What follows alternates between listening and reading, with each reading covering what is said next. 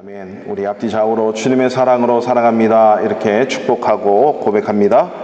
주님의 사랑으로 살아갑니다. 네, 주님의 사랑으로 살아갑니다. 성가대가 좀 이렇게 풍성해졌죠. 이제 앞으로 가면 갈수록 이렇게 아마 이게 점점 넓어질 것 같아요. 이제 휴가 가시고 또 한국 가시고 하시는 우리 모든 분들이 함께 돌아오시면 또 다른 이런 집중되는 은혜가 있을 줄로 믿습니다. 아멘. 이렇게 요즘에 기후가 변화무쌍해서 여러 나라에서 세계 각국에서 이 기후로 인해서 몸살을 앓고 있다는 사실을 여러분 잘 알고 있을 것입니다. 우리 한국에도 111년 만에 폭염이 왔고 옆나라 일본에도 140년, 144년 만에 폭염이 왔고 그와 함께 또 비가 오지 않아서 지금 가을 수확에 엄청난 문제가 또 많이 발생을 하고 있다고 그럽니다. 어제와 그저께 지난주에 주말에 인도 남부 케랄라주라고 하는 곳이 있어요. 그곳쪽은 그래도 기독교 인구가 아주 많은 지역인데 홍수가 나가지고 100년 만에 사상 최악의 홍수래요. 수백 명이 죽고 수십만 명이 이재민이고 또 엄청난 많은 수가 이렇게 실종이 됐는데 인도는 인구가 13억이니까 계수되지 않는 인구가 더 많아요. 사실은 언론에 나오는 것은 정말 조족지혈입니다. 그래서 현장에 계시는 우리 선교사님들의 말씀을 들으면요 피눈물 나서 못 견뎌요. 그런 일들이 계속적으로 일어나고 있죠. 그전에는 인도네시아에 지진이 일어나고 또 얼마 전에는 그 건강하던 이탈리아의 성수대교로 하는 제노바 대교가 이게 갑자기 무너지고 이런 큰 참사들이 또 한국에는 요즘에 독일의 모 기업의 차 다 아시니까 BMW 차가 갑자기 타고 가다가 불이 나고요. 한 치 앞도 예측할 수 없는 일들이 세계 곳곳에서 우리의 삶의 주변 속에서 일어나고 있는 것이 현실입니다. 저와 여러분 역시 이런 확률 속에서 자유함이 있다라고는 말할 수 없는 거죠. 언제 어떻게 될지 모르는 그런 상황과 현상들, 그리고 우리가 늘 그 속에 살아가고 있다는 것입니다. 뿐만 아니라 보이지 않는 우리의 내면의 세계와 생각들, 가치관들을 무너뜨리는 탈현대화 시대의 이 포스트 모더니즘에 일어나는 수많은 사상들, 그죠? 상대주의의 극치를 달리고 있습니다. 이 절대성이 파괴되는 거죠. 지금 제가 영국을 안 갔다 와서 모르겠는데 영국에는 그렇게 결정을 했다고 해요. 기내에서 비행기 안에서나 공공 장소에서 Attention please, lady and gentlemen 이렇게 하잖아요. 이걸 lady and gentleman을 없애라는 거예요. 왜냐하면 lady하고 gentleman이 있냐? 그 외에도 성이 많으니까 hello everyone 이렇게 고치라는 거죠. 말은 참 좋잖아요. 근데 뭔가 그죠? 점점 우리는요 어려운 세대에 그리고 이 절대성의 가치를 부정하는 세대에 살아가고 있어요. 하나님의 말씀을 믿는 저와 여러분들이 말씀대로 산다는 것이 결코 쉽지 않는 시대에 살아가고 있고요. 이 성경 말씀이 진리입니다. 예수님만이 진리입니다 라고 얘기했을 때 오히려 돌팔매질을 안 하면 다행이고 비웃고 창피스럽게 만들어내는 그 사회가 계속적으로 지금 점점 심해지고 있어요.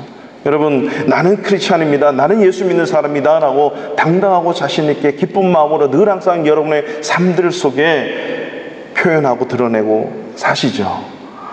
아마 우리 바르샤 바니교회 성도님들은 어딜 가시나 당당한 크리스찬으로서의 삶을 살아가실 거예요. 예전에는요 못 입고 못 먹고 아프고 힘들고 그래서 참 붙들 거 없어서 하나님 붙들고 예수님 앞에 나와서 주님 도와달라고 매달리면 그것을 통해서 하나님을 만나고 온전하신 예수님을 경험하는 그런 믿음의 모습들이 있었는데 지금은 부족한 게 없어요.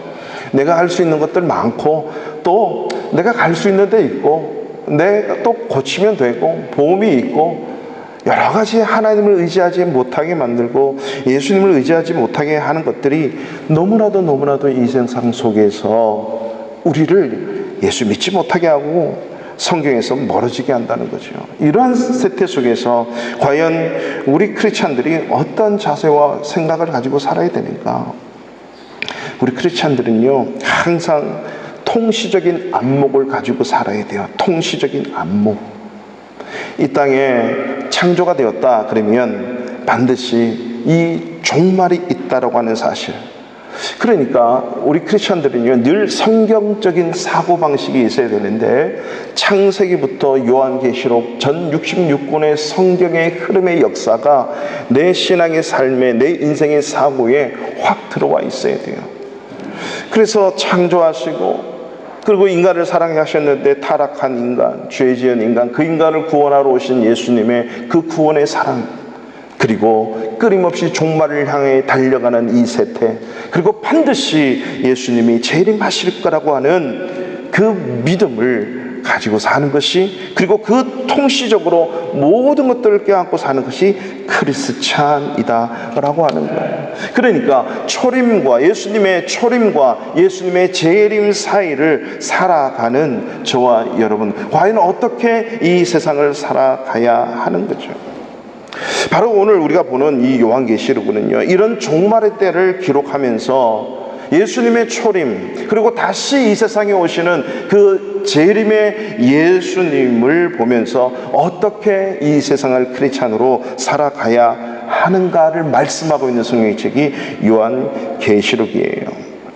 예수님이 재림하실 때까지 어떠한 일이 일어나게 될 것이고, 그날까지 이 말씀을 읽는 자들은 어떻게 살아야 되는가.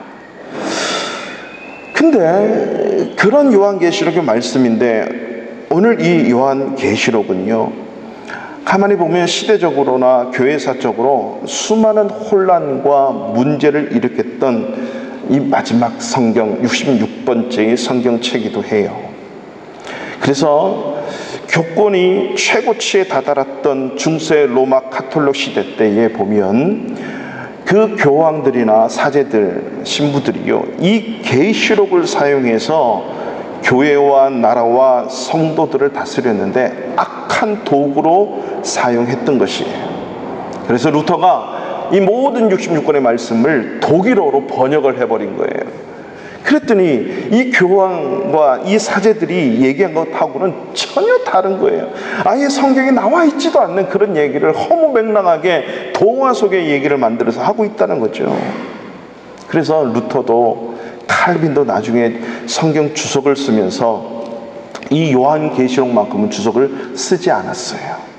너무 난해하고 어렵다는 거죠. 그리고 그 교황들이 칼을 들고 죽이려고 하는 거죠, 당장에. 그래서 이것을 주석을 하고 갖고는 있지만 발표를 또 하지 않았어요. 그만큼 이 요한계시록을 사용해서 오늘날도 이단과 사이비들이 어마어마하게 이 진실, 진리의 예수 그리스도의 말씀을 왜곡하고 마음대로 사용하는지요.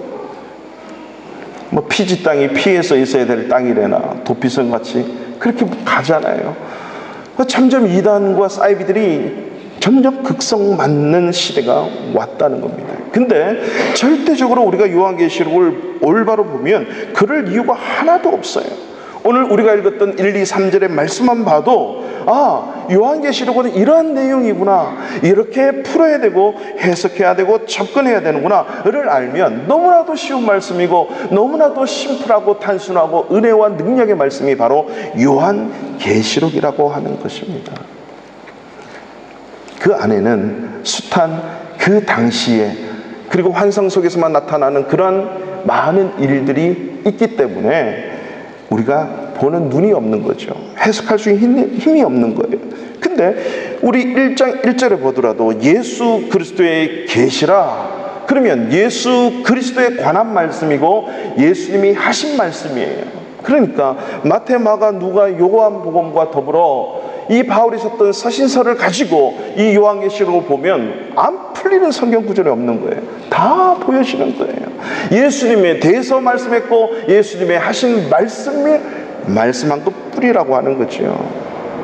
그래서 이 예수 그리스도의 계시, 이 말씀들을 이 요한계시록을 통해서 우리는 이 시대에 초림과 재림 사이에 종말의 때를 사는 저희들이 어떻게 이 말씀들을 지키며 살아가는지를 잘 보면 다 알 수 있다라고 하는 것이죠.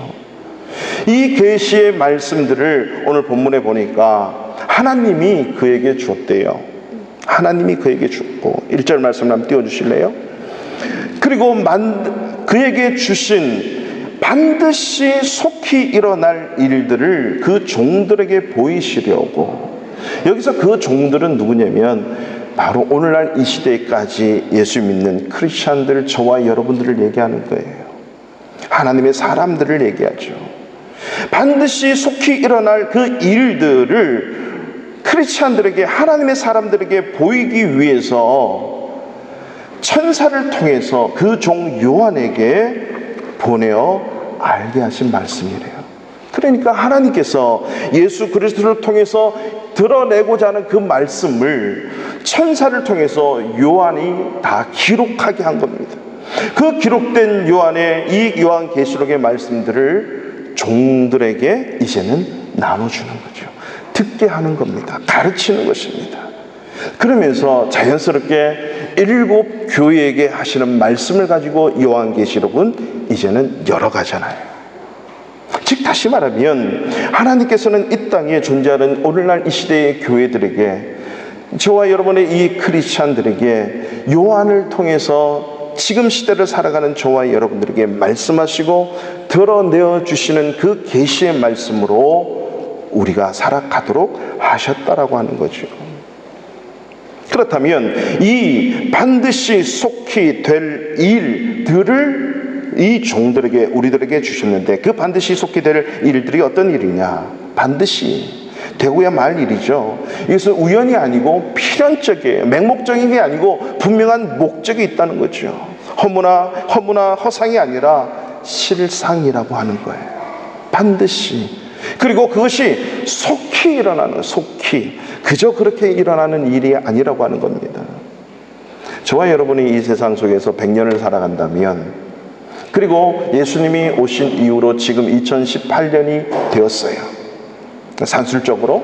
그러면 우리는 2000년이 길고 100년이 아주 긴 것 같지만요, 하나님의 영원한 하나님의 입장에서 보면 조족시열이에요. 100년은 전과 또 불과한 그런 짧은 시간이고 2000년 길지 않다는 거죠.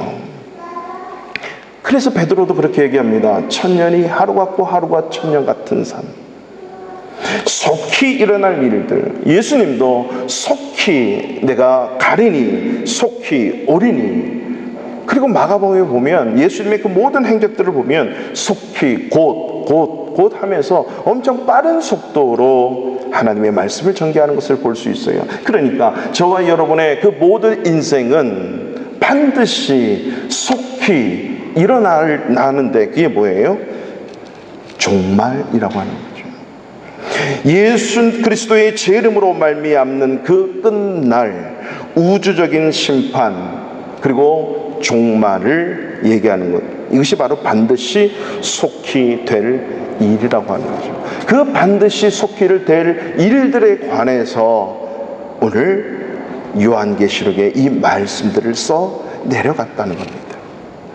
반드시 속히 일어날 이 일들은요, 누구에게나, 예수를 믿는 자들에게나 예수를 믿지 않는 자들에게나 예외 없이 일어나는 일들입니다. 구원받는 자들에게는요, 그야말로 굿뉴스예요. 그렇지 않아요? 구원받은 저와 여러분들은 이것이 굿뉴스예요. 예수 그리스도가 다시 온다. 이제는 영원한 세상 속에서, 영원한 하나님이 허락하시는 새 하늘과 새 땅 속에서 영원히 그 죄 없는 세상 속에 사는 그 영광된 삶이 이제 시작되기 때문입니다.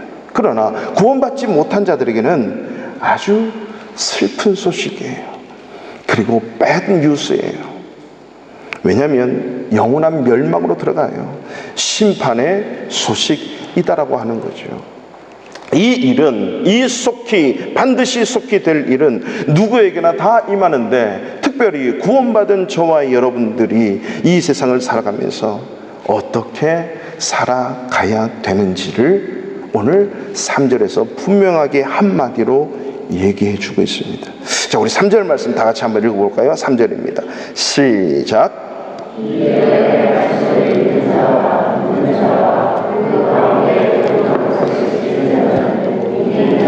때가 가까움이라. 아멘.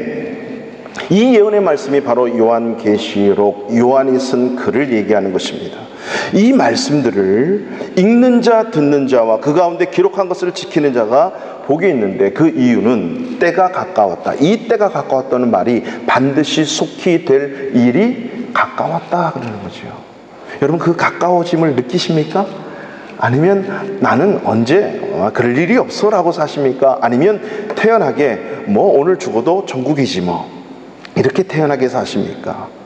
중요한 것은 오늘 하나님께서 말씀하시는 것은 그 때가 가까웠는데 반드시 속히 될 일, 그 때가 멀지 않았다는 겁니다. 가깝다는 겁니다. 아까 서두에서 말씀드린 것처럼 개인적으로 내 인생이 끝나는 수가 있고 지구의 마지막 그 순간이 올 수도 있으며 또 그 일들이 계속적으로 진행되고 또 있다라고 하는 거지요. 그런 속에서 어떻게 우리가 자세를 취하고 삶의 태도를 해야 되는가? 말씀을 읽으라는 겁니다. 그리고 말씀을 들으라는 겁니다. 그리고 말씀을 지켜 행하라는 것입니다. 오늘 이 3절의 말씀을 보면 말씀을 읽는 자와 듣는 자와 그 가운데 기록한 것을 지키는 자가 복이 있다. 그래서 많은 경우에 그렇게 해석을 합니다. 읽고 듣는 게 중요한 게 아니고 그것을 지켜야 된다. 이렇게만 얘기하는데, 읽는 자와 듣는 자와 그 가운데, 이 그 가운데라고 하는 말이 읽고 듣는 사람들을 얘기하는 게 아니고, 그 가운데라고 하는 것은 바로 이 예언의 말씀들 중에 이 하나님의 숱한 말씀들, 예수님이 말씀하신 그 말씀들 중에 기록된 말씀, 성경으로 기록된 말씀을 지키는 자. 이 복이 있다라고 하는 이 말씀은 어디에 걸리냐면 읽어도 복이 있고 들어도 복이 있고 지키는 자도 복이 있다는 거죠. 그래서 복된 삶은 지킬 뿐만 아니라 우리가 말씀을 읽어야 되는 거예요. 그리고 말씀을 들어야 되는 거예요. 그리고 말씀을 지켜야 진정한 복이 있다라고 하는 말씀이죠. 여러분, 성경 얼마나 많이 읽으십니까? 성경 많이 읽으시죠? 개인적으로도 읽고 우리가 가족적으로도 읽고 공식 석상에도 읽고 예배 시간에도 읽고 성경을 어떻게 쓰는지 많이 읽으셔야 돼요. 성경을 읽으셔야 돼요. 그래서 이 성경을 읽는 자들이 복이 있는 거예요. 그 성경을 늘 가까이 하기 위해서는요, 제가 늘 말씀드려요. 성경을 절대 책꽂이에 꽂아 놓지 마세요. 화장실에도 갖다 놓으시고, 침대 머리맡에도 갖다 놓으시고, 식탁에도 갖다 놓으시고, 주방에도 갖다 놓으시고, 어딜 가든 성경책이 보이도록. 그래서 이 성경책을 어떻게 쓰나 한번 열어보면 읽힘을 당할 수 있도록. 어떤 분은 그래요. 핸드폰에도 성경이 쫙 열려요. 읽지는 않지만 스킵은 하는 한이 있어도 이 깔아놔야 돼요. 그래 언젠가는 그것이 눈에 읽혀질 때가 있거든요. 많이 읽으셔야 돼요. 자녀들 또한 이 성경 말씀이 읽어지도록 해야만 되죠. 그리고 듣는 자들이 복이 있대요. 잘 아시듯이 여러분, 말씀을 많이 또한 들어야 됩니다. 아무 말씀이나 들으면 또 안 되겠지만 이 하나님의 말씀, 정규 예배 시간 속에서 숱한 많은 목사님들이 증거하는 말씀들, 그리고 읽는 말씀들 또한 들어야지요. 뿐만 아니라 하나님이 내가 읽는 말씀 속에서 무슨 말씀을 하시는지 영적으로, 심적으로, 마음적으로, 환경 속에서 잘 들어야 돼요. 그래서 로마서 10장 17절에 보면 믿음은 들음에서 난대요. 많이 들어야, 하나님의 말씀을 들어야 믿음이 생긴대요. 그 듣는 게 뭐냐? 그 들음은 그리스도의 말씀으로 말미암았다. 그리스도의 말씀. 즉 이 성경 모든 말씀이 그리스도께서 하지 않는 말씀이 어디 있습니까? 예수 그리스도께서 하신 그 말씀을 들어야 믿음이 생긴다는 거죠. 아예 듣지도 않는다면 믿음이 생기지도 않아요. 여러분, 하루 중에, 일주일 중에 얼마나 하나님의 말씀을 많이 듣고 계십니까? 세상의 뉴스나 세상의 정보들이나 드라마나 영화나 수많은 이론이나 공부 이런 것들을 많이 듣는데 하나님의 말씀을 듣지도 않는다면 믿음이 생기기가 쉽지 않겠죠. 그래서 사모함으로 듣고 묵상하면서 듣고 영적 귀가 열림으로 듣고요, 모든 하나님의 말씀이라면 사람의 말이 아닌 하나님의 말씀으로 또한 들어야 되는 거죠. 그러면 읽었고 들었고 하면 이제는 지켜야 된다는 겁니다. 오늘 그 3절 하반절에 보면 기록한 것을 지키는 자가 복이 있다라고 하면서 듣고 읽고 이제는 지키는 자가 복을 받는다. 복이 있대요. 지킨다는 의미라고 하는 의미는요, 실천한다는 의미죠. 실천한다. 내 삶을 통해서 하나님이 말씀을 이루어내는 거예요. 내 삶을 통해서 뜻이 하늘에서 이루어진 것처럼 땅에서도 이루어지이다. 기도하는 거잖아요. 이렇게 되기를 기도하는 거예요. 하나님의 말씀이 내 삶을 통해서 이루어지게 해 주십시오 라고 기도하는 이 자체가 복이 있는 삶이라고 하는 거죠. 말씀을 지켜 행하는 거죠. 삶으로 나타나지 않는 그 믿음은, 삶으로 나타나지 않는 그 말씀은 아무런 의미가 없겠지요. 희한하게도 하나님의 은혜와 기적을 맛보기를 원하면서 우리는 하나님의 말씀대로 살지 않아요. 하나님의 말씀대로 살지 않으니까 하나님의 은혜와 하나님의 기적을 경험할 수가 없어요. 하나님의 말씀대로 살아낼 때에 그 하나님의 은혜와 기적을 경험할 수 있다는 사실을 잊지 마셔야 됩니다. 우리가 초신자 때는요, 홍해의 기적과 같은, 홍해가 갈라지는 기적과 같은 은혜가 많이 생겨날 수도 있어요.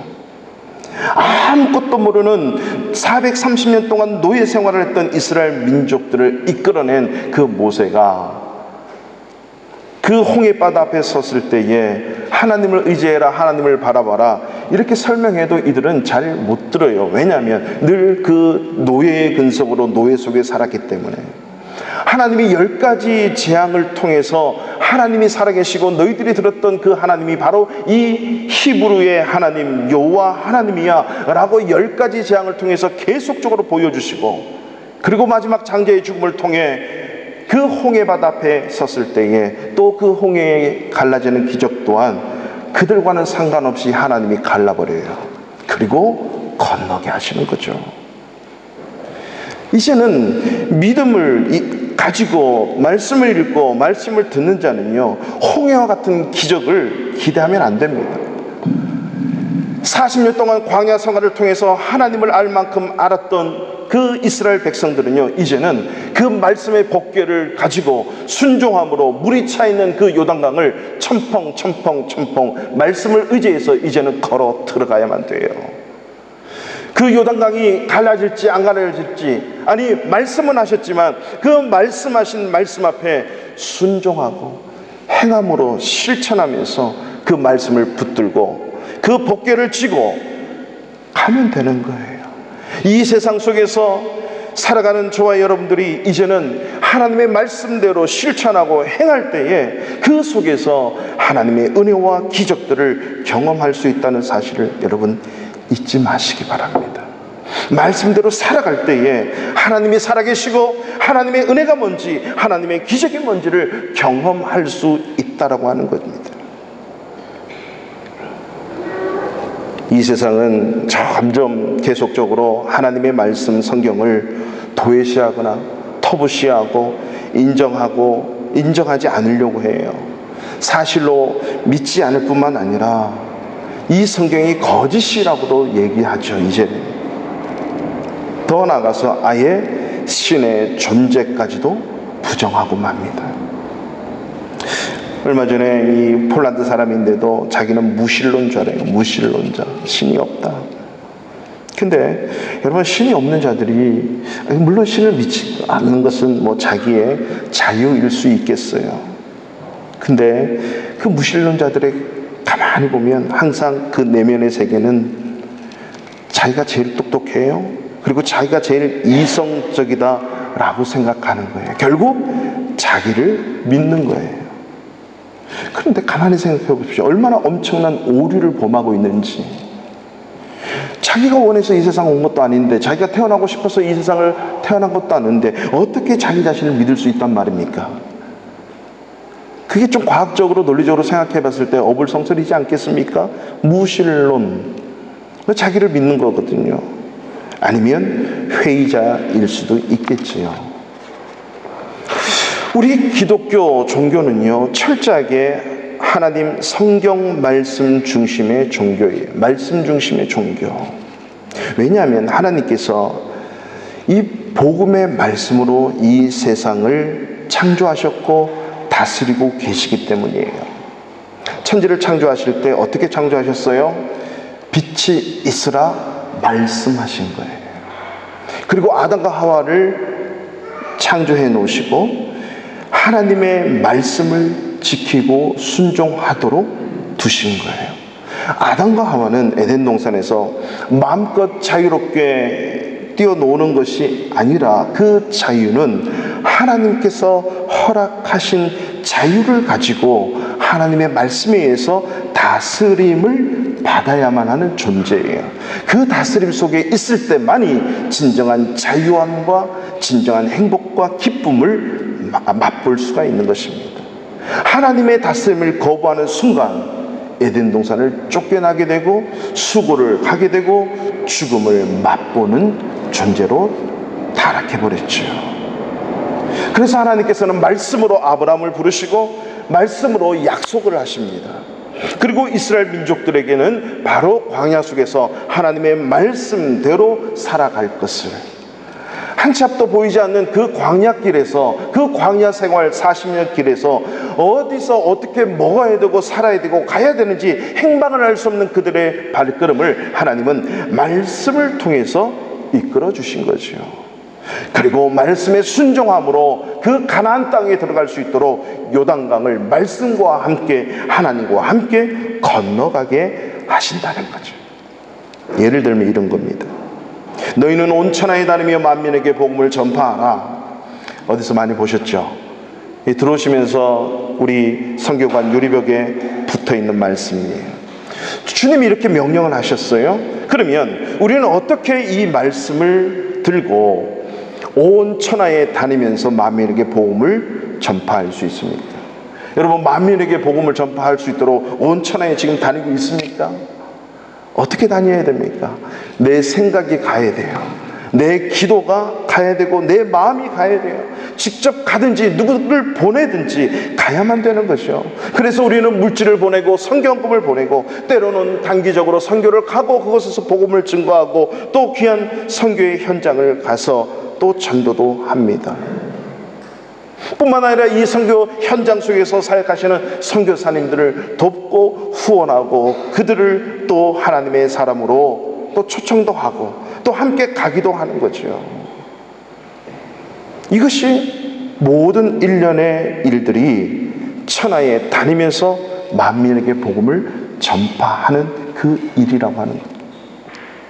천하는 아니더라도 우리 주변에 있는 친구, 가족들에게 과연 내가 복음을 전파하고 있는가? 이번 여름에 어떤 한 집사님이, 안산에 사시는 집사님이 유럽에 여행을 오셨대요. 그래서 어릴 때 헤어졌던 친구들이 유럽에 살고 있어서 그래서 연락을 해서 유럽에서 만났대요.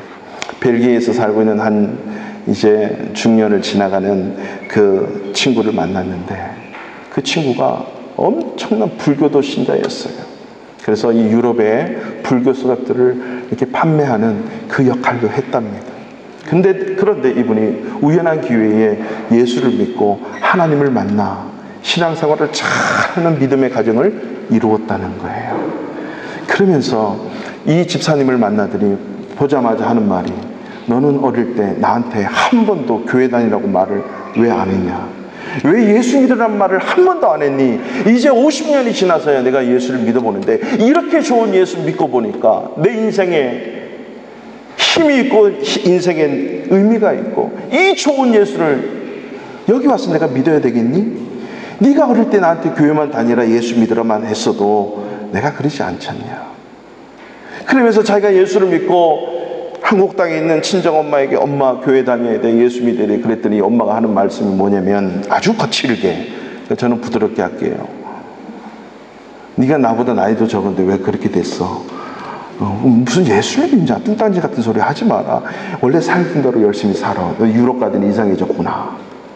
그러면서 엄마를 위해서 기도했는데요, 놀랍게도 그 지방에 있는 그 언니가, 그 동네 언니가 이 엄마를 전도해서 엄마가 얼마나 교회에 열심히 다니고 집사님이 되셨다, 그 연세에.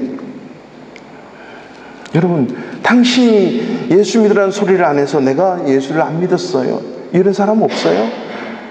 주변에 분명히 있을 거예요. 제가 인도에서 사역하는데 어떤 한 분이 주재원으로 오셨어요. 그분과 함께 교제를 하다가 이제 예수를 믿으시라고, 이제 복음을 전하고 이렇게 했는데, 이분은 사시면서 40평생을 사시면서 한 번도 교회 다녀보라, 예수 믿어보라는 소리를 못 들어봤대요. 주변에 예수 믿는 사람이 많은데도 들어보지를 못한 거예요. 그러면서 기독교에 대해서 어떻게 생각하십니까? 보니까, 객관적으로 보니까 예수 믿는 사람들이 참 좋고 착하고 생각이 올바르더라. 그래서 예수 믿는 거 좋아한대요. 그래서 그분에게 복음을 전했고 말씀 공부를 했고 여성교회 총무님까지 하고 계세요. 여러분, 누군가에게 아직도 예수 그리스도를 증거하지 못하고 예수 그리스도를 전하지 못하고 있는 것 때문에 그 사람이 예수를 못 믿고 있다면, 이 구원의 반열에 이 희망적이고 이 굿뉴스의 삶을 살아가지 못하는 사람이 있다면 우리가 말씀을 실천하지 않는 이유 때문이라고 하는 사실, 말씀대로 살지 않기 때문이라고 하는 사실입니다. 그렇기 때문에 삶에서 우리가 예수 그리스도를 드러내고 증거하고 주님의 사랑을 나타내고 또 보여주는 것이 얼마나 소중한지 모릅니다. 나 때문에 내가 아닌 사람이 위로받고, 나 때문에 내가 아닌 사람이 기쁨을 얻고, 나 때문에 예수를 믿어서 영생에 이르고 구원받게 하는 그 삶, 이것이 바로 주님의 말씀을 지키고 행하는 삶임을 여러분 잊지 마십시오. 시편의 1편에 보면 시편 150편 전체를 여는 열쇠이자 시편의 주제가 나와 있어요. 오늘 우리 기도하셨던 집사님께서도 정말 잎사귀가 마르지 않는 이 형통의 복 달라고, 그 말씀 따라 살게 해달라고 이 간절히 또 기도하셨잖아요. 그 시편 1편에 보면 그 말씀이 오늘 이 본문의 말씀과 동일한 내용으로 시작돼요. 복 있는 사람은 하고 시작하는 거예요.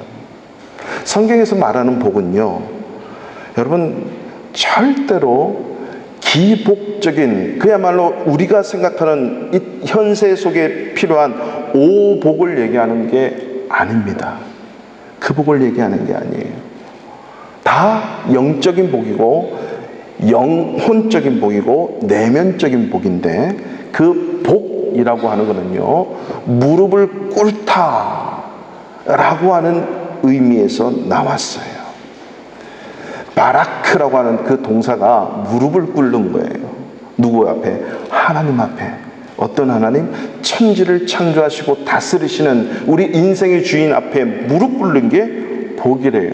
그러면 이 땅의 모든 주인 되신 그 하나님께서 우리의 영혼과 우리의 내면 세계와 이 세상에 70년 80년 살아가라고 하면서 그저 살아가게 할까요? 필요한 자동차도 주실 거고, 필요한 자녀들도 주실 거고, 필요한 건강도 주실 거고, 필요한 물질도 주실 거고, 관계의 복도 주실 거고, 우리가 살아가는 모든 것에 일용할 양식을 허락하시지 않겠습니까?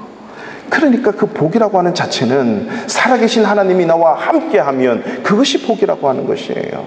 그래서 오늘 말씀을 지키는 자가 복이 있다, 이 말은 행복하다 이 말이에요. 행복하다. 왜 행복해요? 하나님이 나와 함께 하시니까.